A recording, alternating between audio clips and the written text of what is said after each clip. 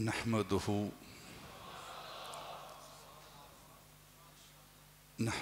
ونصلي ونسلم على رسوله الكريم اما بعد فاعوذ بالله من الشيطان الرجيم بسم الله الرحمن الرحيم قال الله تعالى في كلامه المجيد البرهان الرشيد والفرقان الحميد واذكروا نعمة الله عليكم إذ كنتم أعداء فألف بين قلوبكم وأصبحتم بنعمته إخوانا صدق الله مولانا العظيم وقال الله تعالى في مقام آخر إنما المؤمنون إخوة إن الله وملائكته يصلون على النبي يا أيها الذين آمنوا صلوا عليه وسلموا تسليما الصلاة والسلام عليك يا سيدي يا رسول الله وعلى آلك وصحابك يا رحمة للعالمين الصلاة والسلام عليك يا سيدي يا رسول الله وعلى آلك وصحابك يا شفيع المذنبين انتہائی معزز و محترم سامعین،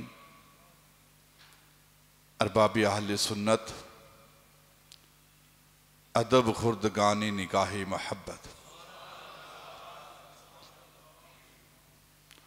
قرآن مجید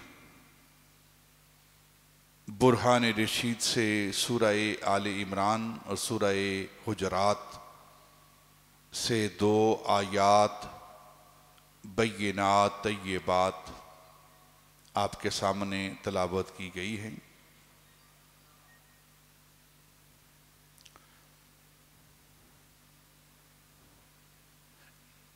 انسان جب اللہ رب العزت کی توحید، اس کی وحدانیت، اس کی الوہیت، اس کی ربوبیت، سمدیت، اس کے الہ ہونے، احد ہونے، وحدہ لا شریک ہونے کا اقرار کرتا ہے، اور پھر نبی پاک صلی اللہ علیہ وسلم کی نبوت، آپ کی رسالت اور آپ کے خاتم النبیین ہونے کا اقرار کرتا ہے۔ پھر اس کے بعد اللہ رب العزت کے قوانین، کتابوں پر ایمان رکھتا ہے، حشر نشر پر ایمان رکھتا ہے، عذاب و ثواب پر ایمان لاتا ہے، جنت اور جہنم پر ایمان لاتا ہے، فرشتوں پر ایمان لاتا ہے۔ جب سارے قوانین جو اسلام نے مسلمانوں کے لیے، ایمان والوں کے لیے، انسانوں کے لیے بیان کیے ہیں، ان پر دل کی اتھا گہرائیوں سے وہ ایمان لے آتا ہے، تو گویا وہ اسلام کی حویلی میں داخل ہو جاتا ہے۔ وہ مسلمان کہلاتا ہے جب وہ کلمہ طیبہ پڑھ لیتا ہے، لا الہ الا اللہ محمد الرسول اللہ کا دل اور جان سے، اندر اور باہر سے وہ اقرار کر لیتا ہے تو پھر وہ اسلام میں داخل ہو جاتا ہے، مسلمان بن جاتا ہے، اور وہ باقی مسلمانوں کے ساتھ باقی وہ افراد جنہوں نے یہ کلمہ پڑھا ہے اللہ کی ربوبیت، اس کی توحید، اس کے وحدہ لا شریک ہونے پر، نبی پاک کی نبوت اور رسالت اور خاتمیت پر، عشر نشر پر جن لوگوں نے ایمان حاصل کیا ہے، ان کے ساتھ اس کا ایک رشتہ قائم ہوتا ہے، جس رشتے کو شریعت کی اصطلاح میں، قرآن کی اصطلاح میں، اسلام کی اصطلاح میں رشتہ اخوت کہتے ہیں۔ رشتہ اخوت کہتے ہیں، جسے آپ اپنی زبان کے اندر بھائی چارہ کہتے ہیں۔ اخوت بھائی چارہ کہتے ہیں۔ تو اس کلمہ پڑھنے کی وجہ سے اللہ رب العزت کی توحید، نبی پاک کی نبوت، اور جو ایمان مفصل ہے، ایمان مجمل اور ایمان مفصل، اس پر دل و جان سے وہ اقرار کر لیتا ہے، تو گویا وہ اسلام کے قلعے کے اندر، اسلام کی حویلی کے اندر داخل ہو جاتا ہے، اور اس گھر کے اندر جتنے بھی لوگ رہتے ہیں ان کے ساتھ ان کا تعلق وہ بھائی چارے جیسا ہو جاتا ہے، اخوت کا تعلق ہو جاتا ہے۔ اس کی کو تھوڑی کم کرو۔ جب انسان کلمہ پڑھ لیتا ہے تو اب اس کلمے کی برکت کیا ہے، اسلام لانے کی برکت کیا ہے؟ اس کی زندگی کے سارے گناہ معاف کر دیے جاتے ہیں۔ شرک کا گناہ ہو، کفر کا گناہ ہو، حکم عدولی کا گناہ ہو، جتنے بھی گناہ ہیں وہ سارے کے سارے گناہ اس کی نامہ اعمال سے صاف کر دیے جاتے ہیں، اور ایک گناہ بھی اس کے نامہ اعمال میں نہیں رہتا۔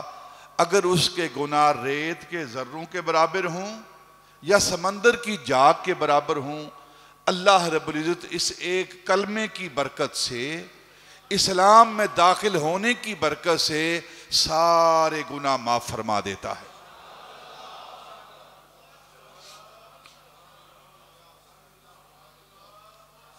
اور اس شخص کی مثال کیا ہے؟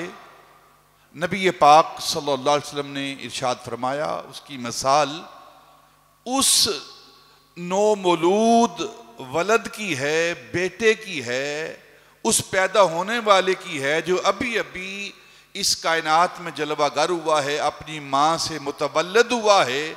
جس طرح پیدا ہونے والا وہ نومولود، اس کے نامہ اعمال میں ایک بھی گناہ نہیں ہوتا نا، اسی طرح کلمہ پڑھنے والے، اسلام لانے والے کے نامہ اعمال میں ایک بھی گناہ نہیں ہوتا۔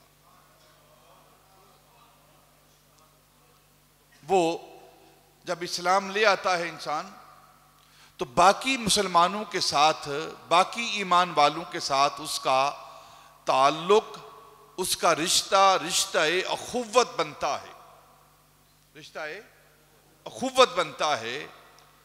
جب وہ کلمہ پڑھ لیتا ہے تو اب ساری جو تفریقیں ہیں ختم ہو جاتی ہیں۔ کالا اور گورا ہونا، مشرق اور مغرب کی تفریق، کوئی مشرق کا رہنے والا ہے تو اسے مشرقی کہتے ہیں، مغرب میں رہنے والا اسے مغربی کہتے ہیں۔ شمال جنوب، کالا گورا ہونا، کمزور طاقتور ہونا، حبشی عربی ہونا، رومی فارسی ہونا، یہ ساری تقسیمیں ختم ہو جاتی ہیں اور اسے ایک ہی نام دیا جاتا ہے، اور وہ نام ہے اسلام کا، مسلمان ہونے کا، اور اس کا رشتہ ایک ہی رشتہ قائم رہتا ہے، وہ رشتہ ہے بھائی چارے کا، اخوت کا۔ سارے رشتے اس سے باقی کے ٹوٹ جاتے ہیں۔ وہ سندھی، بلوچی، افغانی، ایرانی، تورانی نہیں رہتا، وہ جہاں بھی رہتا ہے اسے مسلمان کہتے ہیں۔ یہ اسلام کی عالمگیر مذہب ہونے کی یہ دلیل ہے کہ وہ اس کو افغانی کی صورت میں نہیں دیکھتا، وہ اس کو ہندوستانی کی صورت میں نہیں دیکھتا، اس کو پاکستانی کی صورت میں نہیں دیکھتا، بلکہ اسے مسلمان کی نگاہ سے دیکھتا ہے اور بھائی کی نگاہ سے دیکھتا ہے۔ یہ اسلام کا اعجاز ہے، یہ کلمے کا اعجاز ہے، معجزہ ہے کہ کوئی کہاں کا رہنے والا ہو وہ اب مسلمان گنا جاتا ہے، اور اس مسلمان کی مثال جو احادیث میں آئی ہیں، نبی پاک صلی اللہ علیہ وسلم نے ارشاد فرمایا کہ مسلمان دوسرے مسلمان بھائی کے لیے اس کی مثال کیا ہے؟ آپ نے فرمایا کہ ایک مسلمان دوسرے مسلمان کے بھائی ہونے کے ناطے سے ان کی مثال کیا ہے؟ وہ ایک بدن کی مانند ہیں، ایک جسم کی مانند ہیں۔ جسم کے کسی حصے میں تکلیف ہوتی ہے تو دوسرا حصہ اس تکلیف کو محسوس کرتا ہے، اس کی بہت گونج ہے زیادہ، اس کو بند کرو، آواز گھوم رہی ہے کافی۔ ایک جسم کی مانند ہیں مسلمان، اور ایک حصے کو تکلیف پہنچتی ہے، دکھ پہنچتا ہے۔ جس طرح انسان کے پاؤں کے اوپر چوٹ آتی ہے یا سر کے اندر درد ہوتی ہے تو دل اس درد کو محسوس کرتا ہے اور آنکھ اس درد سے روتی ہے، آنکھ اس درد سے روتی ہے۔ درد پاؤں میں ہوا ہے اور تکلیف دل محسوس کر رہا ہے، درد سر میں ہو رہی ہے اور رو آنکھ رہی ہے۔ اور اس کی تشریح حضرت علامہ اقبال نے اپنے کلام کے اندر کی ہے کہ اخوت اس کو کہتے ہیں، اخوت بھائی چارہ، اخوت اس کو کہتے ہیں کہ چبھے کانٹا جو کابل میں، چبھے کانٹا جو کابل میں تو ہندوستان کا ہر پیر و جوان بےتاب ہو جائے۔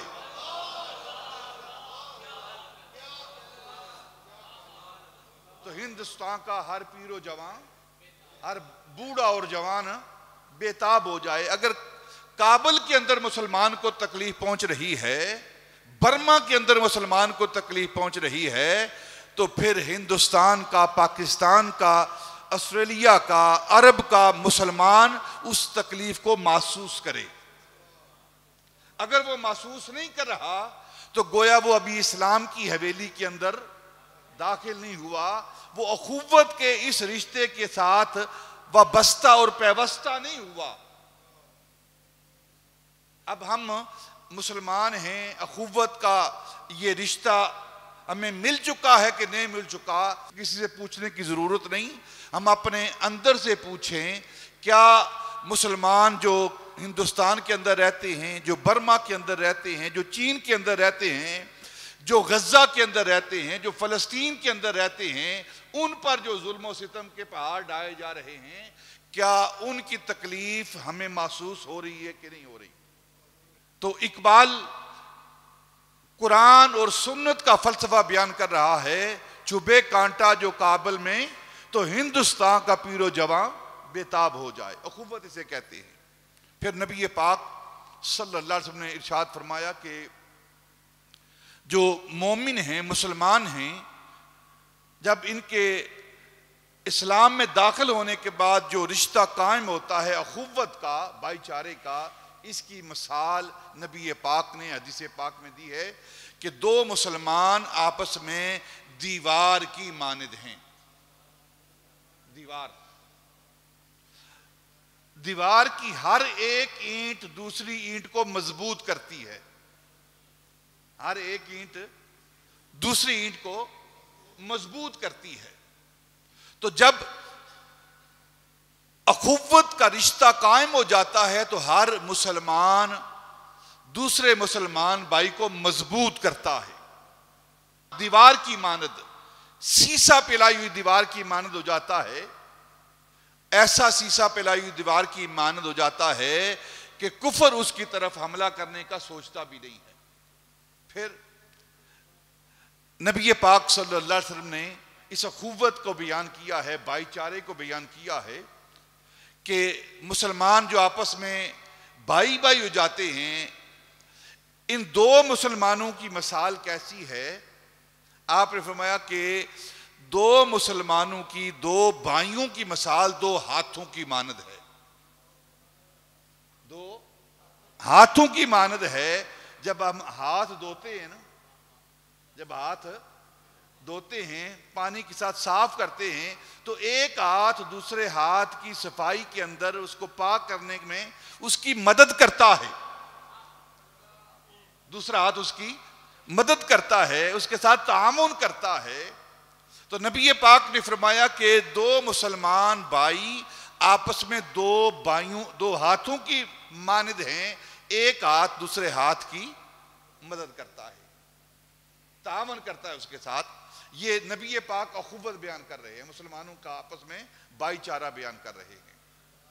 پھر حدیث پاک میں آتا ہے، نبی پاک نے فرمایا کہ مثال دے کر کہ دو بھائی آپس میں ان کا معاملہ کیا ہے، آپ نے فرمایا کہ مثال دے کر، یہ بخاری اور مسلم کی حدیث پاک ہے، کہ دو بیل جو ہوتے ہیں ان کو جوتا جاتا ہے، ہل لگا کر یا کولو کے اوپر تیل نکالنے کے لیے، زمین کو ہموار کرنے کے لیے، زمین کے اندر بیج ڈالنے کے لیے جو ہل چلائی جاتی ہے، دو بیلوں کو ہل کے آگے جوتا جاتا ہے۔ ان دو بیلوں میں سے اگر ایک بیل اپنے جسم پر کسی تکلیف کو محسوس کرتا ہے، خارش محسوس کرتا ہے، تو دوسرا بیل رک کر اس کا انتظار کرتا ہے جب تک وہ اپنے آپ کو کجلا نہ لے،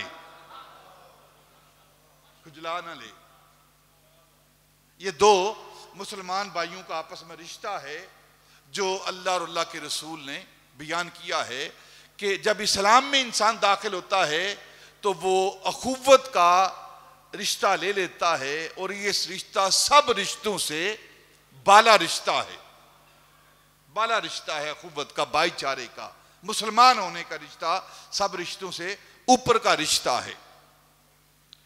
کوئی فرق باقی نہیں رہتا پھر کہ کسی عربی کو اجمی پر، کسی اجمی کو عربی پر، کسی کالے کو گورے پر، کسی گورے کو کالے پر، کسی ادنا کو اعلیٰ پر، کسی اعلیٰ کو ادنا پر، کوئی مرتبہ نہیں رہتا اس کا، کوئی کمزور نہیں رہتا اور کوئی طاقتور نہیں رہتا۔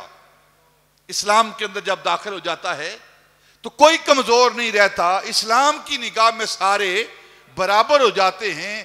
اگر کوئی اعلیٰ ہوتا ہے، مرتبے والا ہوتا ہے، ان اکرمکم عند اللہ اتقاکم،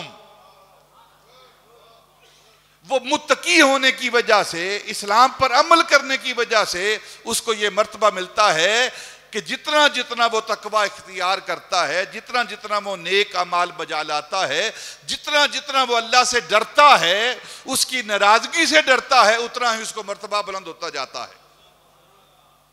اس کے علاوہ رنگ اور نسل کی وجہ سے، مال اور دولت کی وجہ سے، غربت اور امارت کی وجہ سے، قوت اور طاقت کی وجہ سے، یا کمزوری اور قوت کی وجہ سے اس کو کوئی برتری حاصل نہیں رہتی اس کی، کہ یہ کالا ہے لہذا ادنا ہے، یہ گورا ہے لہذا اعلیٰ ہو گیا ہے۔ اسلام ان ساری تقسیموں کو مٹا دیتا ہے اور ایک ہی جگہ جا کر جمع کرتا ہے، اور جو جگہ جمع ہونے والی ہے اس درجے کو درجہ اخوت کہتے ہیں، بھائی چارہ۔ اس پر ایک مثال سیدنا عمر فاروق رضی اللہ تعالیٰ عنہ کے دور گرامی کی. آپ کا دور مبارک ہے سیدنا عمر فاروق رضی اللہ تعالیٰ عنہ کا، اور اسلام پوری دنیا کے اندر پھیل رہا ہے. بہت ساری سلطنتیں اسلام قبول کر کے وہ اسلام کی حویلی میں داخل ہو رہی ہیں، بادشاہ آ رہے ہیں، لوگ جوک در جوک اسلام میں داخل ہو رہے ہیں. تو سیدنا عمر فاروق رضی اللہ تعالیٰ کے دور میں ایک دوسرے ملک کا بادشاہ اسلام قبول کر کے وہ حج کے لیے مکہ المکرمہ آیا. دوران طواف جب وہ طواف کر رہا ہے تو ظاہر طواف کے اندر سارے لوگ جمع ہوتے ہیں، امیر بھی، غریب بھی، کالا بھی، گورا بھی، عربی بھی، عجمی بھی، جہاں جہاں کا رہنے والا ہے سارے وہ ایک جگہ پر جمع ہو کر کعبے کا طواف کر رہے ہوتے ہیں. تو وہ بادشاہ بھی بڑا جبہ پہنے ہوئے، شاہی لباس پہنے ہوئے، وہ بھی کعبے کا طواف کر رہا ہے. دوران طواف ایک غریب مسکین نادار کا قدم اس کے جبے پر پڑتا ہے، اور وہ بادشاہ ہونے کے ناطے کہ اس کا قدم، اس کا پاؤں میرے جبے پر پڑا ہے، وہ زور سے تھپڑ لگاتا ہے اور اس کو ڈانٹتا ہے کہ تجھے جرت کیسی ہوئی کہ تیرا پاؤں میرے جبے کے ساتھ لگے. وہ شخص تھپڑ کھا کے اپنا مقدمہ سیدنا عمر فاروق کی بارگاہ میں لے جاتا ہے. حضور وہ بھی طواف کر رہا تھا اور میں بھی طواف کر رہا تھا، دونوں ہی کعبے کا طواف کر رہے تھے، اللہ کی بارگاہ میں حاضر تھے. تو اس نے دوران طواف میرا پاؤں اس کے جبے کے ساتھ لگا ہے، اس کے جبے پر آیا ہے اور اس نے مجھے تھپڑ رسید کیا ہے. اور آپ کے بارے میں جانتا ہوں کہ آپ کے دور میں عدل ہوتا ہے، آپ عادل ہیں، تو مجھے انصاف چاہیے. تو آپ نے اس شخص کو بلایا جو جبے ابا قبا میں تھا. آپ نے فرمایا کہ میں نے سنا ہے یہ مقدمہ تیرے بارے میں لے کر آیا ہے کہ تو نے اسے تھپڑ رسید کیا ہے، اس کی وجہ کیا ہے؟ تو اس نے کہا کہ اس نے، یہ غریب نادار مسکین، اس نے میرے جبے پر، میں بادشاہ ہوں، امیر ہوں، کج کلا ہوں، اس نے میرے جبے پر پاؤں رکھا ہے تو میں نے اسے سزا دی ہے. آپ نے فرمایا کہ اللہ کا گھر ہے اور ہم سب اللہ کی بارگاہ میں ہیں، یہاں کوئی بادشاہ اور کوئی فقیر نہیں، سارے ہی اللہ کے بندے اور برابر ہیں. اور تو اس کو تھپڑ رسید کر رہا ہے اس لیے کہ اس کا پاؤں تیرے جبے پر آیا ہے. انصاف یہ ہے کہ اب یہ تجھے تھپڑ رسید کرے گا. عدل یہ ہے، انصاف یہ ہے. اس نے کہا کہ یہ ایک رعایا کا فرد ہو کر، مسکین ہو کر، اور میں بادشاہ ہوں، یہ مجھے تھپڑ رسید کرے گا؟ آپ نے فرمایا ہاں. اور اس شخص کو کہا اس کے چہرے پر تو بھی اسی زور کے ساتھ جس طرح اس نے تجھے تھپڑ لگایا تھا، تھپڑ رسید کیا تھا، اسی طرح تو بھی پورے زور کے ساتھ اسے تماچا رسید کر. جب اس مسکین نے تماچا رسید کیا، تھپڑ مارا نا، تو اس بادشاہ نے کہا کہ مجھے ایسے اسلام کی ضرورت نہیں، مجھے ایسے اسلام کی ضرورت نہیں جو امیروں کی، بادشاہوں کی، کجکلاؤں کی حفاظت نہیں کرتا، ان کا خیال نہیں رکھتا، ان کی عزت نفس کا خیال نہیں رکھتا. میں ایسے اسلام کو چھوڑتا ہوں. تو سیدنا عمر فاروق رضی اللہ تعالیٰ عنہ نے فرمایا کہ ہمیں ایسے بادشاہوں کی ضرورت نہیں ہے اسلام کے اندر جو کسی غریب کی عزت نفس کا خیال نہیں رکھتا. تو دفع ہوتا ہے، دفع ہو جا. اسلام تو غرباء و مساکین کی عزت و ناموس کا خیال رکھنے والا ہے. تو جب انسان اسلام کے اندر داخل ہوتا ہے، اسلام کی حویلی میں داخل ہوتا ہے، تو پھر ایک ہی صف میں کھڑے ہوگے محمود و ایاز، نہ کوئی بندہ رہا نہ کوئی بندہ نواز. تیری سرکار میں پہنچے تو سبھی ایک ہوئے، بندہ و محتاج و غنی ایک ہوئے. جب اللہ کی بارگاہ، یہی وجہ ہے کہ مسئلہ سماعت کر لیں یہاں، جب نماز کے لیے صف بنتی ہے نا، نماز کے لیے صف بنتی ہے، تو اب اس صف میں کسی شخص کو حق حاصل نہیں کہ وہ کسی ایسے شخص کو جہاں بیٹھا ہو صف کے اندر اس کو اٹھا کر ادھر ادھر کرے. یہ مسئلہ ہے فقہ کا, شریعت کا, کہ تو ادھر چل اور یہاں میں نے بیٹھنا ہے. اگر ایک جگہ پر ایک فقیر, ایک ملازم وہ آ کر بیٹھ جاتا ہے اور اس کے ساتھ وقت کا بادشاہ آتا ہے, حاکم وقت آتا ہے, تو وہ اسے اٹھا کر پیچھے نہیں بھیجے گا, اس کے ساتھ بیٹھے گا. یہ ہے وہ اسلام جو ہمارے آقا مولا تاجدار مدینہ نے ہمیں دیا ہے. اور یہ جو اخوت ہے, بھائی چارہ ہمیں ملا کیسے ہے ہمیں؟ اللہ رب العزت قرآن پاک میں ارشاد فرماتے ہیں وَاذْكُرُوا نِعْمَةَ اللَّهِ عَلَيْكُمْ اِذْ كُنْتُمْ أَعْضَاءً. اے لوگو اس وقت کو یاد کرو جب تم آپس میں دشمن تھے. اِذْ كُنْتُمْ أَعْضَاءً, آپس میں دشمن تھے. فَأَلَّفَ بَيْنَ قُلُوبِكُمْ, پھر ہم نے تمہارے دلوں کے اندر محبت کو ڈالا ہے, محبت کو ڈالا ہے. اور یہ محبت جو ڈالی ہے کس وجہ سے ڈالی ہے, اور تمہیں بھائی بھائی کس لیے بنایا ہے؟ فَأَصْبَحْتُمْ بِنِعْمَتِهِ إِخْوَانًا. یہ جو تمہارے دلوں کے اندر آپس میں محبت ہے اور نفرت نکال کے, برتری نکال کے جو ہم نے محبت ڈالی ہے اور تمہیں بھائی بھائی بنایا ہے, یہ وہ نعمت ہے جس کو تاجدار مدینہ کہتے ہیں. بے نعمت ہی اخوانا, ہماری اس نعمت کی وجہ سے آپ کو یہ بھائی بھائی ہونے کا رشتہ ملا ہے, اخوت کا رشتہ ملا ہے, اور تمہارے سینوں سے نفرتیں نکال کے ایک دوسرے کی محبت ڈال دی گئی ہے. گویا جو آپس میں مسلمانوں کی محبت ہے, جو مسلمانوں کے مابین اخوت اور بھائی چارے کا رشتہ ہے, اس رشتے کی بنیاد نبی پاک کی ذات ہے, ذات ہے. اور قرآن پاک کی دوسری سورت, دوسری آیت جو سورہ حجرات کی آیت ہے وہ اس پر دلیل ہے. اللہ رب العزت فرمایا انما المؤمنون اخوہ, انما بے شک مومن جو ہیں وہ آپس میں بھائی بھائی ہیں. مسلمان نہیں کہا, مسلم آپس میں بھائی بھائی ہیں. قرآن کی آیت سمجھیں, انما المؤمنون اخوہ, مومن آپس میں بھائی بھائی ہیں. ایک ہے اسلام اور ایک ہے ایمان, ایک ہے مسلم اور ایک ہے مومن. مسلم کسے کہتے ہیں؟ جو نماز پڑھتا ہے, جو روزہ رکھتا ہے, جو حج کرتا ہے, جو زکوٰۃ دیتا ہے, جو شریعت کے احکام پر عمل کرتا ہے, اسے مسلمان کہتے ہیں. اور جو نبی پاک کی ذات کے ساتھ محبت کرتا ہے اسے مومن کہتے ہیں, اسے مومن کہتے ہیں. ارکان اسلام پر عمل کرنے والے کو مسلمان کہتے ہیں, اور نبی پاک صلی اللہ علیہ وسلم کی ذات کے ساتھ سب سے زیادہ محبت کرنے والے کو مومن کہتے ہیں. نبی پاک صلی اللہ علیہ وسلم سے خود سوال کیا گیا, یا رسول اللہ صلی اللہ علیہ وسلم مومن کون ہے؟ احادیث میں موجود ہے, نبی پاک سے پوچھا گیا یا رسول اللہ مومن کون ہے, تو آپ نے فرمایا لا یؤمن احدکم حتی اکون احب الیہ من والدہ و ولدہ والناس اجمعین. سبحان اللہ. یا رسول اللہ ایمان والا کون ہے, مومن کون ہے, صاحب ایمان کون ہے؟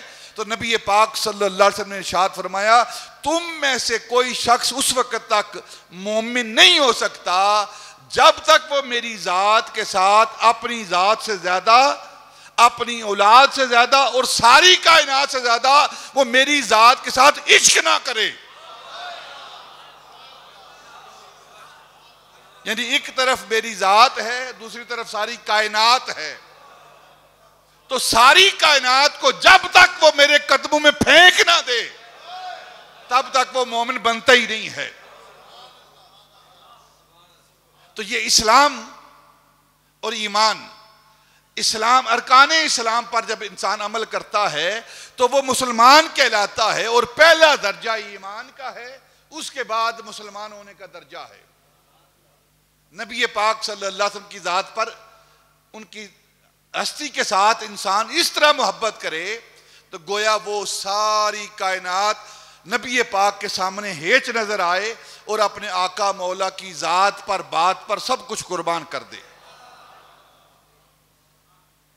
تو انما المؤمنون اخوہ، جو قرآن نے، اسلام نے، اللہ نے یہ رشتہ یا اخوت قائم کیا ہے اور اس کی بنیاد رکھی ہے، اس کی بنیاد توحید نہیں، اس کی بنیاد توحید نہیں ہے۔ اگر توحید بنیاد ہے، اللہ رب العزت کی ذات پر ایمان لانا، اس کا اقرار کرنا، یہ بنیاد ہے، تو پھر کسی نہ کسی انداز میں یہودی بھی ایمان رکھتے ہیں، عیسائی بھی ایمان رکھتے ہیں، بدھ مت بھی ایمان رکھتے ہیں، وہ جو مرضی نام دیں، حتیٰ کہ گراؤنڈ کے اندر کھیلنے والا جب وہ گول پھینکتا ہے، جب وہ چھکا لگاتا ہے، تو اس کامیابی کے بعد وہ بھی آسمان کی طرف دیکھتا ہے، یعنی کسی چیز کا اظہار کرتا ہے کہ میرا قوت والا کوئی موجود ہے۔ تو اس توحید پر یہ اخوت کی بنیاد نہیں، اخوت کی بنیاد تاجدار مدینہ کی ذات ہے۔ یہ باریک فرق ہے، ہمیں سمجھنا چاہیے کہ سارے ہی ہم بھائی بھائی ہیں، رام اور رحیم کہنے والے سارے ایک ہی ہیں، نہ نہ نہ، جو نبی پاک کا غلام ہے وہ ہمارا بھائی ہے، وہ ہمارا بھائی ہے۔ توحید پر اخوت کی بنیاد نہیں، اخوت کی بنیاد تاجدار مدینہ کی ذات پر ہے۔ جو ہمارے نبی کو مانتا ہے، نبی پاک صلی اللہ علیہ وسلم کی نبوت اور رسالت پر ایمان لاتا ہے، آپ کو خاتم النبیین مانتا ہے، ہم اسے مومن کہتے ہیں۔ اور جو نبی پاک کی ذات کو نہیں مانتا، آپ کی نبوت اور رسالت کو نہیں مانتا، اور آپ کی خاتمیت کا اقرار نہیں کرتا، چاہے وہ سارا دن نمازیں پڑھتا رہے، یہ قادیانی کافر کیوں ہیں؟ یہ قادیانی کافر کیوں ہیں؟ مسجدیں بھی بناتے ہیں بیت الذکر کے نام سے، وہ کلمہ بھی پڑھتے ہوں گے، باقی کے احکام بھی بجا لاتے ہیں، لیکن سارے کام کرنے کے باوجود وہ پکے کافر ہیں۔ قادیانی پکے کافر ہیں۔ وہ پکے کافر کیوں ہیں؟ اس لیے کہ باقی کے سارے کام تو کرتے ہیں، میرے آقا تاجدار مدینہ کی ایک شان خاتمیت کا انکار کرتے ہیں، اور جو ایک شان کا انکار کرے وہ کافر ہے، تو ذات رسالت کا انکار کر دے وہ مسلمان کہاں بنے گا؟ انما المؤمنون، اور انما کلمہ حصر ہے، کلمہ حصر ہے، بس وہی مومن ہے جو نبی پاک صلی اللہ علیہ وسلم کا غلام ہے، بس وہی مومن ہے۔ وَاذْكُرُوا نِعْمَتَ اللَّهِ، اللہ کی اس نعمت کو یاد کرو، اِذْ كُنْتُمْ أَعْضَاءً فَأَلَّفَ بَيْنَ قُلُوبِكُمْ، اور پھر ہم نے تمہارے دلوں کے اندر محبت کو پیوست کیا، الفت رکھی، اور پھر اس نعمت کی وجہ سے تمہیں بھائی بھائی بنا دیا۔ یہ جو اللہ رب العزت یاد کروا رہا ہے نا، وَاذْكُرُوا نِعْمَتَ اللَّهِ، اگر اس کا شان نزول آپ پڑھیں نا، تفاسیر کے اندر آتا ہے کہ اوس اور خزرج عرب کے دو قبیلے تھے، تقریباً 150 سال کے اوپر ان کا ایک معاملہ چل رہا تھا، جنگ چل رہی تھی، لڑائی چل رہی تھی، آپس میں دو قبیلے لڑتے تھے، قتل و غارت کا بازار گرم تھا۔ جب ایک قبیلے کو موقع ملتا، دوسرے قبیلے کے افراد کو وہ قتل کر دیتا، مار دیتا۔ اور سبب کیا تھا؟ سبب کیا تھا؟ لڑائی شروع کہاں سے ہوئی؟ ایک قبیلے کے مرغی کا ایک بچہ دوسرے قبیلے کے کھیت کے اندر داخل ہوا، مرغی کا بچہ۔ اب اس نے کھانا کیا ہے اور کھیت کو نقصان کیا پہنچانا ہے، لیکن ایک قبیلے کی مرغی کا ایک بچہ دوسرے قبیلے کے کھیت کے اندر داخل ہوا، اور دوسرے قبیلے کے کھیت کے مالک نے اس دوسرے قبیلے کے مرغی کے بچے کو مار دیا۔ بس یہاں سے لڑائی شروع ہوئی، اور 150 سال تک یہ لڑائی چل رہی ہے۔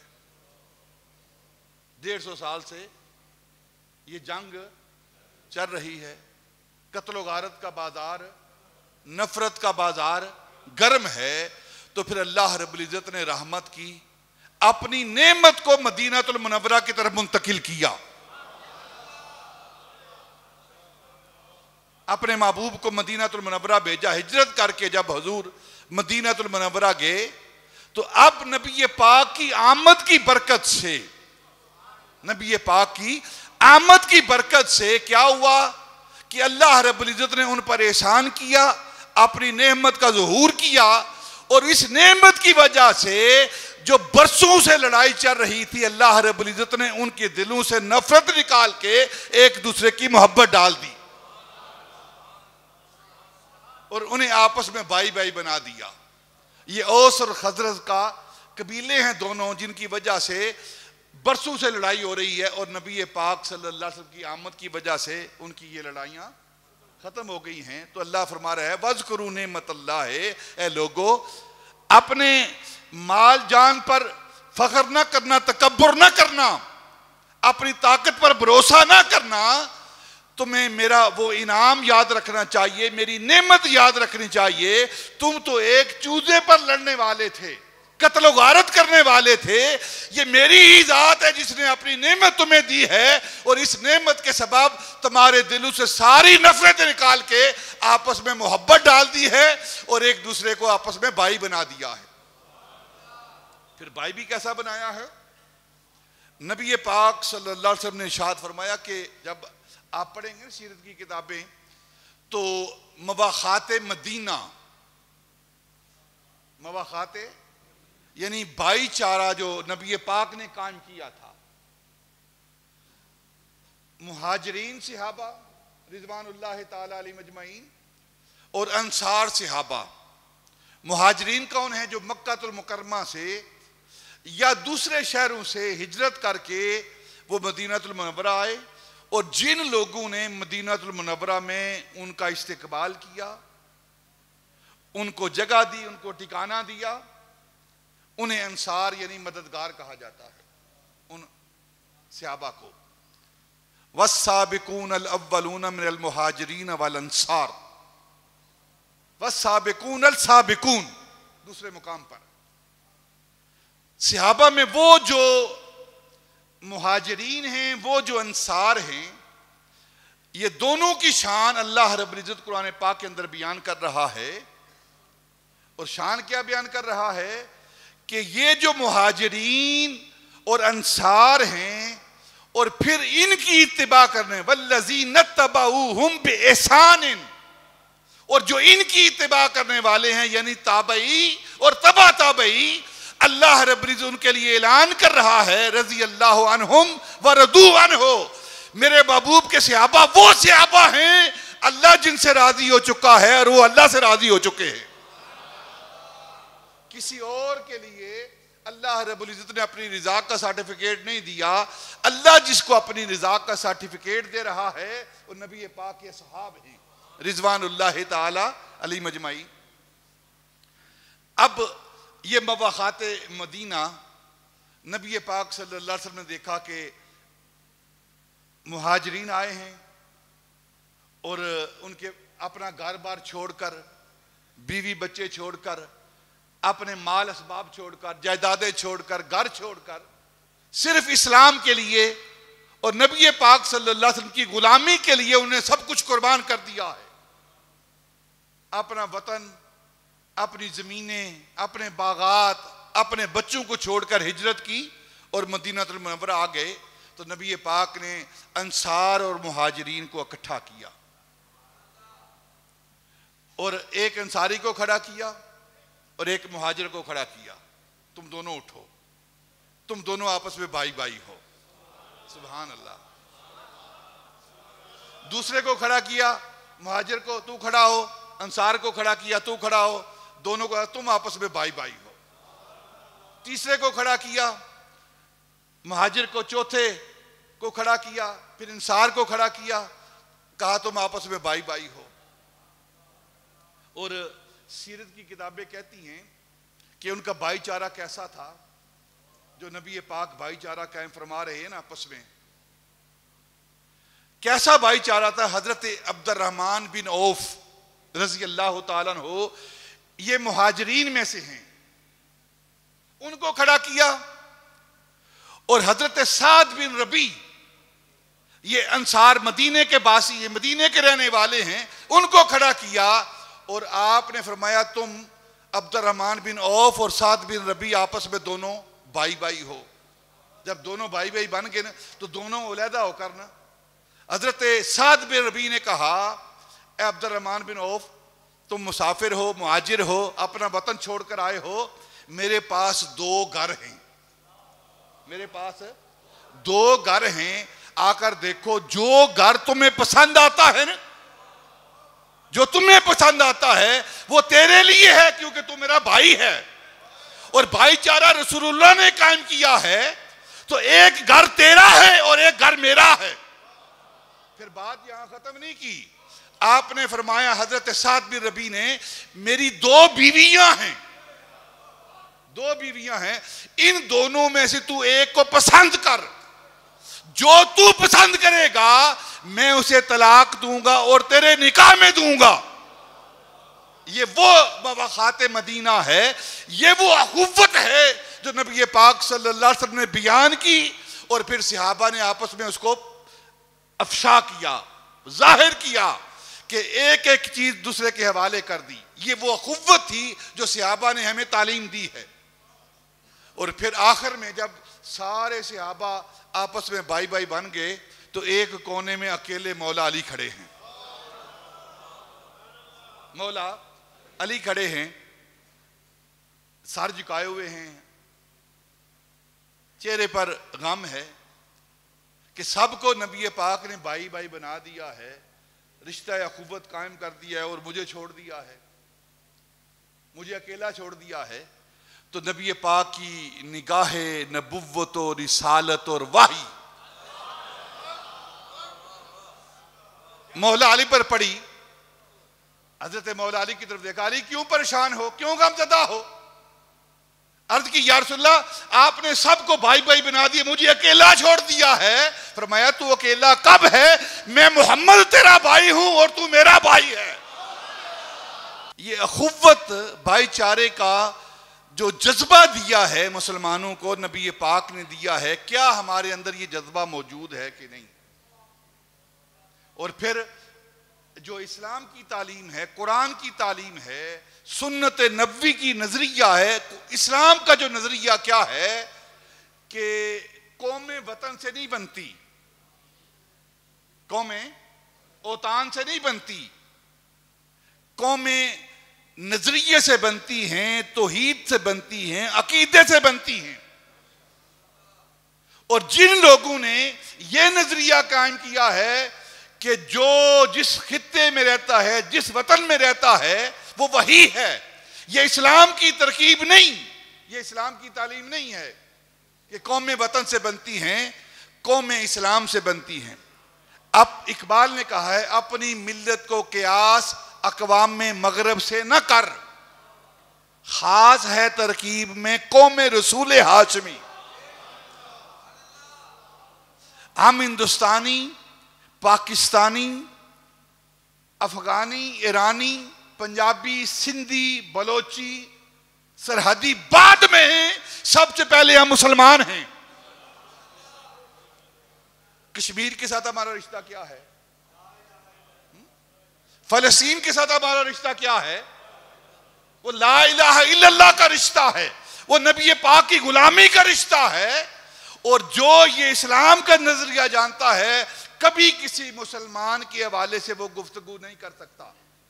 اور میں نے اپنے کانوں سے یہ بات سنی انڈیا سے، جب اب ماحول اس طرح کا بن چکا ہے، جب لڑائی ہے، جنگ سر پہ آئی ہوئی ہے، اس حالت میں اگر کوئی مسلمانوں کی مخالفت کرتا ہے، افواج پاکستان کی مخالفت کرتا ہے، تو گویا اس کا کردار منافقانہ کردار ہے، وہ غدار کے زمرے میں لکھا جائے گا۔ سلطان صلاح الدین ایوبی نے یہ بات لکھی ہے کہ عین حالت جنگ میں اگر کوئی اپنی فوج کے خلاف بات کرتا ہے، ان کی کردار کشی کرتا ہے، تو اس کا شمار غداروں میں ہوگا۔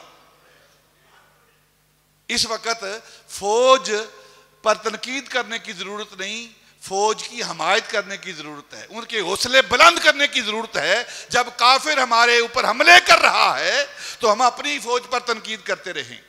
بے وقوف لوگ ہیں کہ دیکھو جنہوں نے 5، 10، 20 میزائل مارے ہیں، یہ جواب نہیں دے رہے۔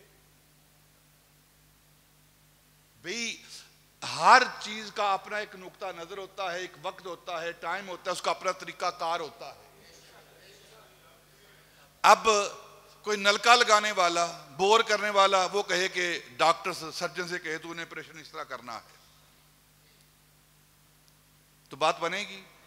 بولو یار۔ وہ سرجن جانتا ہے کہ اس کا آپریشن پہلے دوائی دینی ہے یا پہلے اس کا آپریشن کرنا ہے۔ فوج کو فوج کا کام کرنے دے، فوج کو مشورہ نہ دے۔ جب ان کا وقت آئے گا، جب وہ مناسب سمجھیں گے، اعتماد تو کریں آپ، جب وہ مناسب سمجھیں گے تو اس کا جواب دے دیں گے، اس کا جواب دے دیں، اور جواب دینا چاہیے، ان کے دانت کھٹے کرنے چاہیے۔ یہ غیرت کا معاملہ ہے، یہ مسلمانوں کی غیرت کا معاملہ ہے۔ اگر کوئی کافر مسلمانوں پر حملہ کرتا ہے تو ہر مسلمان کی غیرت ہونی چاہیے کہ وہ اس کا اظہار کرے اور جوابی حملے کی کوشش کرے اور اس کے دانت کھٹے کرے، لیکن کب حملہ کرنا ہے، جن کا کام ہے ان کو کرنے دیں۔ اس وقت تنقید کی ضرورت نہیں، اس وقت تائید کی ضرورت ہے ہمیں۔ بعد میں ہم تنقید کرتے رہیں اور کرتے رہتے ہیں ہم، لیکن ایک مسئلہ جو کرنا چاہیے ہمیں۔ اور دوسری بات میں یہ بھی سن رہا تھا کہ جہاں بم پڑا ہے نا، وہ احمد پور شرقیہ میں مولانا مسعود اظہر کے مسجد اور مدرسے کے اندر 20 ان کے خاندان کے افراد۔ ہمارا اور کوئی معاملہ نہیں ہے، ایک اسلامی نظریہ، ایک اسلام کی بنیاد پر بھی یہ بات کر رہا ہوں۔ اختلافات اپنی جگہ موجود ہیں، لیکن ایک مسلمان ہونے کی حیثیت سے 20 افراد شہید ہوئے ہیں، مسجد کو گرا دیا گیا ہے، اور انہوں نے بیان دیا ہے کہ ڈائریکٹ مجھ پر حملہ ہوا ہے، لہٰذا مجھے حق حاصل ہے کہ اب میں اس حملے کا جواب دوں۔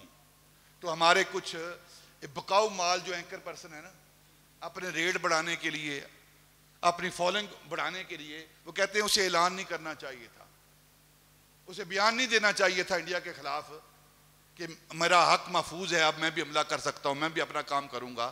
اسے خاموش ہو جانا چاہیے۔ جب تیرے گھر میں تیرے سامنے تیرے بچوں کو ذبح کیا جائے گا، پھر دیکھتے تیرے اندر حوصلہ کتنا ہے، پھر دیکھتے تیرے اندر حوصلہ کتنا ہے، تو کتنا خاموش رہے گا۔ تو جو بھی ہماری فوج کر رہی ہے، ہم فوج کے ساتھ ہیں، ان پر اعتماد کرتے ہیں۔ اگر غلطی ہے کسی کی تو کسی ایک فرد کی غلطی ہے، ایک فرد کی غلطی ہے، ادارے کی غلطی کوئی نہیں، ادارے کی غلطی۔ اگر کوئی مسلمان فرد دہشت گردی کرتا ہے تو اسلام دہشت گرد نہیں۔ یہ کسی ذی شعور فہم و عقل رکھنے والے کی یہ سٹیٹمنٹ نہیں ہونی چاہیے کہ فلاں شخص نے دہشت گردی کی ہے لہذا سارا اسلامی دہشت گرد ہے۔ نا، یہ تو کافروں کی بولی ہے، یہ تو پاکستان کے مخالفین کی بولی ہے، یہ تو مسلمانوں کے مخالفین کی بولی ہے کہ ایک داڑھی والا، پتہ نہیں وہ مسلمان ہے بھی کہ نہیں، روپ اس نے دھارا ہوا ہے، وہ دہشت گردی کر رہا ہے، اور کہتے ہیں کہ سارے مسلمان ہی داڑھی والے دہشت گرد ہیں۔ یہ کافروں کی بولی ہے، مسلمانوں کی بولی نہیں۔ جو دہشت گرد ہے وہی دہشت گرد ہے، سارا اسلام دہشت گرد نہیں ہے۔ اگر فوج کے اندر، ہمارے کسی ادارے کے اندر کوئی برا ہے تو وہ شخص برا ہے، یہ اس کا عیب ہے، نہ کہ پورا ادارہ وہ برا ہے۔ اس بات کو اچھی طرح اپنے ذہنوں کے اندر ہم رکھیں، اور یہی پازیٹیو سوچ ہے، اسی سوچ کو ہمیں اپنانا چاہیے۔ کسی وجہ سے ان پر تنقید نہیں کرنی چاہیے کہ فلاں کام کر دیا ہے لہذا تنقید ہی کرتے رہیں۔ حمایت، آپ کی محبت ان کے پیچھے سے ہٹا دی جائے تو پھر فوج جنگ نہیں لڑ سکتی۔ عوام کی حمایت کے بغیر، عوام کی محبتوں کے بغیر فوجیں جنگ نہیں جیت سکتی۔ آپ محبت کریں گے تو انشاءاللہ یہ ساری جنگیں ہم جیتیں گے، یہ ساری جنگیں ہم جیتیں گے۔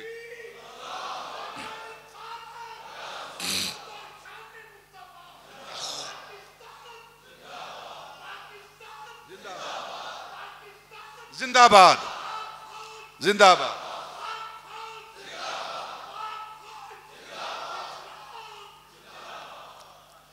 اور پھر دیکھیں نا، ہر شے کا ایک وقت ہوتا ہے۔ جو میرے آقا تاجدار مدینہ صلی اللہ علیہ وسلم نے ارشاد فرمایا، میرا یہ پکا ایمان ہے، پکا ایمان ہے، جس طرح سورج مشرق سے نکلتا ہے اور مغرب میں غروب ہوتا ہے، ہمارا یقین ہے، اسی طرح ہمارا یہ بھی یقین ہے کہ جو کچھ ہمارے آقا نے فرمایا ہے وہ ہو کر رہے گا، ہو کر رہے گا۔ وہ میرے آقا تاجدار مدینہ جس کو غزوہ ہند کہتے ہیں، اس کے بارے میں فرمایا نہیں ہے، حدیث پاک نہیں ہے کہ غزوہ ہند ہوگا اور جو لشکر اس میں شامل ہوں گے وہ سب سے اعلیٰ مقام رکھنے والے ہوں گے۔ اور پھر غزوہ ہند کے بعد ایک وقت آئے گا کہ ان کافروں کو، مشرکوں کو، بتوں کو پوجا کرنے والے جو حکمران ہوں گے، انہیں سنگلیں ڈال کر حضرت امام مہدی کی بارگاہ میں پیش کیا جائے گا۔ شاید وہی اسباب پیدا ہو رہے ہیں، وہی اسباب پیدا ہو رہے ہیں، وقت تو آنے دے کم از کم۔ اور پھر وہ جو حضرت امام مہدی کا لشکر ہوگا وہ بھی تو یہیں سے نکلنا ہے، یہی علاقہ ہے وہ خراسان کا۔ آپ پڑھیں خراسان کی تاریخ کو پڑھیں، وہ کون سا علاقہ ہے؟ وہ عربوں کا علاقہ نہیں، وہ آپ کا علاقہ ہے، جہاں سے وہ فوج تیار ہونی ہے۔ تو اللہ تعالیٰ وہ توفیق دے گا، ہمیں بھی توفیق دے گا۔ تو اس لیے جلدی نہ کریں کسی فیصلے کے لیے، اپنے جذبات کو قابو میں رکھیں۔ جذبات ہونے چاہیے لیکن اپنے خلاف نہیں، کافروں کے خلاف جذبات رکھیں۔ اگر آپ کے جذبات اتنے ہی قیمتی ہیں تو پھر آپ میکڈونلڈ بڑے پڑے ہیں، KFC بڑی پڑی ہے، پیپسی کے ڈھیر آپ کے گھر لگے ہوئے ہیں، وہاں اپنے جذبات کا اظہار کریں کہ ہمارے اندر ایمان ہے لہذا ہم بائیکاٹ کرتے ہیں۔ وہ بائیکاٹ کوئی نہیں ہے کہ کیا ہم نے، کوئی نہیں کیا، کوئی نہیں کیا۔ اور پھر یہ بھی ہماری تعلیم نہیں ہے، نہ اسلام کی تعلیم ہے، نہ اس منبر و محراب کی تعلیم ہے کہ ہم اپنے ہی وطن کی املاک کو تباہ کرتے رہیں کہ یہ KFC ہے لہذا اس کو آگ لگا دو، نہ، یہ میکڈونلڈ ہے اس کو آگ لگا دو، یہ پیپسی ہے اس کو آگ لگا دو۔ نہیں، پیپسی کو آگ نہ لگائیں بلکہ اپنے نفس کو آگ لگائیں، وہ پیے ہی نہ۔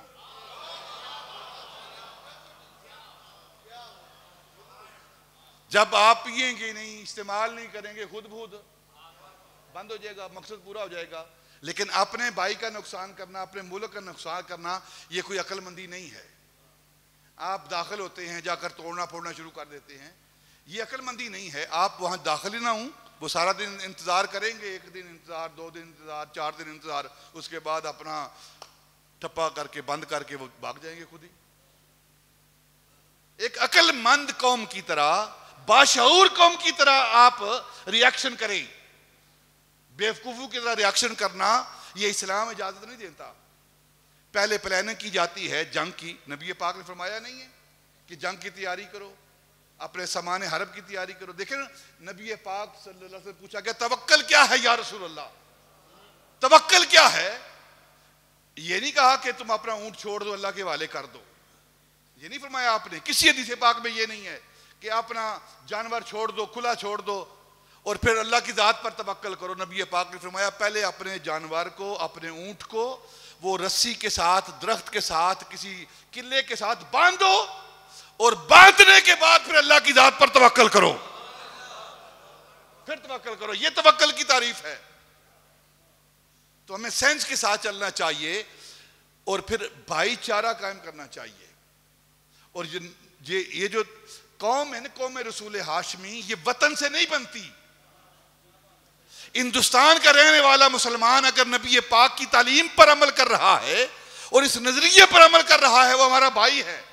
اور میں سن رہا تھا، ایک ہمارا پتہ نہیں بھائی کہیں یا نہ کہیں اسے، ہندوستانی کہہ رہا تھا، مسلمان تھا، وہ کہتا تھا کہ یہ پاکستان کی فوج آنے دو، پاکستانی کو آنے دو ہندوستان کے اندر۔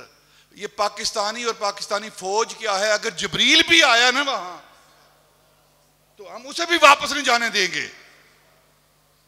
کیا پدی اور کیا پدی کا شوربہ۔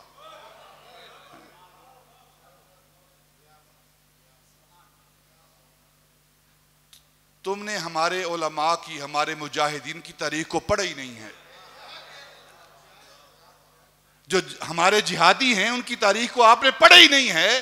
تم یہ کہتے ہو کہ یہ پاکستانی، یہ لوگ وہاں آئے ہم جانے نہیں دیں گے. وہ تو کئی بار کشمیر کے اندر تمہیں ناک چنے چبوا کے، لوہے کے چنے چبوا کے پھر وہ واپس پاکستان آئے ہیں، اور تمہارا سانس دم کر کے رکھا تھا، ناک میں دم کر دیا تھا ہمارے مجاہدین نے. آپ پڑھیں ان کی تاریخ. مسلمانوں کو چاہیے. اور پھر آپ نیٹ دیکھتے رہتے ہیں، ہر سال جب 14 اگست آتی ہے نا، 14 اگست کو پاکستان اپنا نیشنل ڈے مناتا ہے اور 15 اگست کو انڈیا اپنا نیشنل ڈے مناتا ہے. ہر 14 اگست کو انڈیا کے اندر جو اپنے آپ کو مسلمان کہتے ہیں وہ پاکستان کے جھنڈے کو پاؤں تھلے رونتے ہیں. دیکھا ہے کہ نہیں دیکھا آپ نے؟ نہیں تو دیکھ لے جا کر. پاؤں تھلے روند کر آپ کے جھنڈے کو، پاکستان کے جھنڈے کو پاؤں تھلے رونتے ہیں، اور پھر اس کو آگ لگاتے ہیں، آگ لگاتے ہیں. حالانکہ خاص ہے ترکیب میں قوم رسول ہاشمی. جو اسلام نے ہمیں نظریہ دیا ہے وہ اخوت اور بھائی چارے کا نظریہ دیا ہے، کسی ایک فرد کے لیے نہیں، کسی ایک سیاستدان کے لیے نہیں کہ ہمارا اس پارٹی کے ساتھ تعلق ہے. جو پاکستان کا حمایتی ہے، پاکستان کے ساتھ محبت کرنے والا ہے، وہ ہمارے سر آنکھوں پر ہے. ہماری محبتیں کسی فرد کی وجہ سے نہیں ہیں، ہماری محبتیں اللہ اور اللہ کے رسول کی وجہ سے ہیں. یہ جو جذبہ، یہ جو نظریہ دیا ہے اسلام نے اخوت کا، بھائی چارے کا، ہم آپس میں بھائی بھائی بن کر رہیں. اور بھائی بھائی کے ساتھ کیسا ہوتا ہے؟ حضرت یہ جو امام بری ہیں اسلام آباد کے اندر، حضرت امام بری رضی اللہ تعالیٰ عنہ اللہ کے ولی ہیں. ان سے پوچھا گیا کہ یہ بھائی بھائی ہونا اس کا مطلب کیا ہے؟ آپ فرماتے ہیں کہ بھائی بھائی ہونے کا مطلب یہ ہے کہ ایک بھائی اپنے منہ کے اندر نوالا رکھتا ہے، کسی چیز کو رکھتا ہے، کسی ٹیسٹ والی چیز کو، ذائقے والی چیز کو اپنے منہ کے اندر رکھتا ہے. اور بھائی چارہ کیا ہے کہ دوسرا بھائی جو دیکھ رہا ہے اس کا ذائقہ وہ محسوس کرے، اس کا ذائقہ وہ محسوس کرے دوسرا. یہ بھائی چارہ ہے. اور پھر آپ فرمایا کہ یہ اللہ نے ہاتھ کیوں بنائے ہیں؟ حضرت امام بری نے سے پوچھا گیا اللہ نے ہاتھ کیوں بنائے ہیں؟ تو آپ نے جواب دیا اللہ نے ہاتھ بنائے ہیں مسلمانوں کی مدد کے لیے، آپس میں ایک دوسرے کی مدد کرنے کے لیے. تو اس نے کہا کہ یہ ہاتھ بنائے ہیں اللہ نے کھانے کے لیے، منہ میں لقمہ ڈالتے ہیں. تو اگر کوئی مومن، کوئی بندہ جس کا ہاتھ ٹوٹ جائے تو وہ اپنا منہ کے اندر لقمہ کیسے ڈالے گا؟ تو آپ نے فرمایا تجھے علم نہیں ہے کہ مسلمان کا بھائی ہے. اگر ایک بھائی کا ہاتھ ٹوٹ جاتا ہے تو دوسرا بھائی اپنے ہاتھ سے لقمہ اس کے منہ میں ڈالے گا. کیا ہم واقعی آپس میں بھائی بھائی ہیں؟ ایک دوسرے کے ساتھ یہ محبت کا جذبہ ہے کہ نہیں؟ کسی کا مال، کسی کی عزت، کسی کی آبرو، کسی کی حقوق ہم پوری طرح ادا کرتے ہیں؟ اگر کرتے ہیں تو پھر سلام ہے، اور اگر نہیں کرتے تو پھر ہمیں غور کرنا چاہیے. اللہ نے فرمایا ہے انما المؤمنون اخوہ، اور مومن وہ ہے جو دوسرے مسلمان کا بھائی ہے، اس کے حقوق کا خیال رکھنے والا ہے. اور نبی پاک نے فرمایا کہ بھائی کون ہوتا ہے، مومن کون ہوتا ہے، اس کی تعریف کیا ہے؟ آپ فرماتے ہیں کہ مومن بھائی وہ ہوتا ہے جو چیز وہ اپنے لیے پسند کرے وہی چیز اپنے مسلمان بھائی کے لیے پسند کرے. اگر آپ اپنے لیے عزت پسند کرتے ہیں تو بھائی کی بھی عزت کا خیال رکھیں. اگر آپ اپنے مال، جان، عزت، آبرو کی حفاظت پسند کرتے ہیں تو پھر ہمارا حق بنتا ہے کہ اپنے مسلمان بھائی کی عزت آبرو کا خیال رکھیں. یہ وہ بھائی چارہ ہے جو اسلام نے ہمیں دیا ہے، جو اسلام نے ہمیں بنیاد دی ہے. اور دو قومی جو نظریہ ہے نا وہ کیا ہے کہ مسلمان علیحدہ قوم ہے اور ہندو، سکھ، عیسائی، یہودی یہ علیحدہ قوم ہیں. یہ دو قومی نظریہ ہے. یہ دو قومی نظریہ بیان کرنے والا سب سے پہلے قرآن ہے، اور قرآن کے بعد پھر ہمارے علماء ہیں. اور ان علماء میں جو سب سے زیادہ شد و مد کے ساتھ دو قومی نظریہ بیان کرنے والے ہیں وہ حضرت امام ربانی رضی اللہ تعالیٰ عنہ ہیں. اسی لیے آپ کو کہا جاتا ہے دو نظریہ کے بانی، یعنی برِ صغیر پاک و ہند کے اندر جو دو قومی نظریہ کے بانی ہیں وہ حضرت امام ربانی ہیں. انہوں نے کہا ہے کہ سکھ علیحدہ قوم ہے، ہندو علیحدہ قوم ہے، اور مسلمان علیحدہ قوم ہے. اور کیا ہم علیحدہ قوم ہیں کہ نہیں؟ مسلمان قوم ہے کہ نہیں؟ میں اپنے نوجوانوں سے بات کر رہا ہوں. ہمارا وضع قطع، ہمارا سٹائل، ہاتھ کے اندر وہ ڈالے ہوئے ہم نے کڑے، یہ مسلمانوں کا طریقہ تو نہیں ہے. یہ تو سکھوں کا شعار ہے، ان کا طریقہ ہے. تو ہم اپنے آپ کو مسلمان کہتے ہیں. کانوں میں بالیاں ڈالی ہوئی ہیں، کانوں میں، گلے میں زنجیریں ڈالی ہوئی ہیں، اور پھر ہم اپنے آپ کو مسلمان بھی کہتے ہیں. مسلمانوں کو اپنے اسلام پر فخر کرنا چاہیے، اپنی تہذیب پر فخر کرنا چاہیے. اور جب آپ، میں پوری ذمہ داری کے ساتھ اس ممبر پر بیٹھ کر اللہ اور اللہ کے رسول کو حاضر ناظر جان کے یہ بات کرتا ہوں، جب مسلمان اپنے آپ کو صحیح معنوں میں مسلمان کر لے گا اور دل سے اسلام کو قبول کر لے گا اور اپنے اوپر اسلام کو لاگو کر دے گا، دنیا کی کوئی طاقت اس کی طرف دیکھ نہیں سکتی. ہر جگہ اس کے لیے عزتیں ہیں، برکتیں ہیں. آج جو مسلمان ذلیل و رسوا ہو رہا ہے اس کا سبب یہ ہے کہ ہم نے اسلام کی تعلیمات کو چھوڑ دیا ہے، نبی پاک کی سنت سے دوری اختیار کر لی ہے. اس لیے ذلت و رسوائی ہمارا مقدر بن چکا ہے. آپ پڑھیں، زوال کے اسباب پڑھیں. امت مسلمہ زوال کا شکار کیوں ہے، اور یہ کافر، یہودی، نصرانی یہ عروج کیوں کر رہے ہیں، انہیں ترقی کیوں مل رہی ہے؟ حالانکہ اسلام کا یہ نظریہ ہی نہیں ہے کہ کسی غیر مسلم کو عزت ملے. کل جاء الحق و زہق الباطل ان الباطل کان زہوقا. کان زہوقا کا معنی کیا ہے کہ باطل نے ذلیل ہو کے رہنا ہے. جب قرآن نے کہا ہے ذلیل ہو کے رہنا ہے تو ان کو تو عزت مل رہی ہے. سوال کیا جاتا ہے، وہ ترقی کر رہے ہیں تو کوئی نہ کوئی چیز ان کے ساتھ ایسی لگی ہوئی ہے جس کی وجہ سے وہ ترقی کر رہے ہیں. اور وہ ترقی کر رہے ہیں اس کی چیز کیا لگی ہوئی ہے؟ اگر آپ پڑھیں گے تو اسلام کی ساری بنیادی تعلیمات انہوں نے اپنے ساتھ لگا لی ہیں جس کی وجہ سے وہ ترقی کر رہے ہیں. اور ہم ذلیل و رسوا کیوں ہو رہے ہیں؟ کیونکہ اسلام کی بنیادی تعلیمات ہم نے چھوڑ دی ہیں.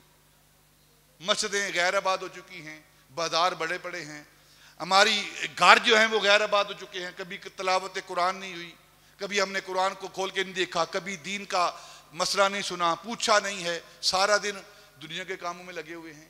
تو پھر عزت کہاں سے آئے گی؟ عزت اللہ اور اللہ کے رسول کی طرف سے، بس اللہ اور اللہ کے رسول کی طرف سے. ان کے قدموں کے ساتھ انسان لگتا جائے گا، عزتوں سے ملتی جائے گی.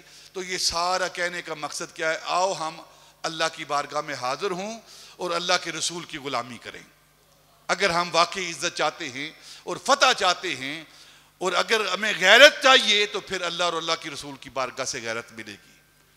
اور اس وقت جو پاکستان کے ساتھ جنگ کا ماحول ہے، ہمیں پورے اعتماد کے ساتھ، پورے جذبے کے ساتھ جہاد کے لیے تیار رہنا چاہیے. جب بھی ضرورت پڑے تو کم از کم شہادت کا رتبہ تو لینا چاہیے نا. ہمیں زندگی جیسے بھی گزر گئی ہے، گناہوں میں گزر گئی ہے، کم از کم آخرت تو بہتر ہو جائے نا ہماری.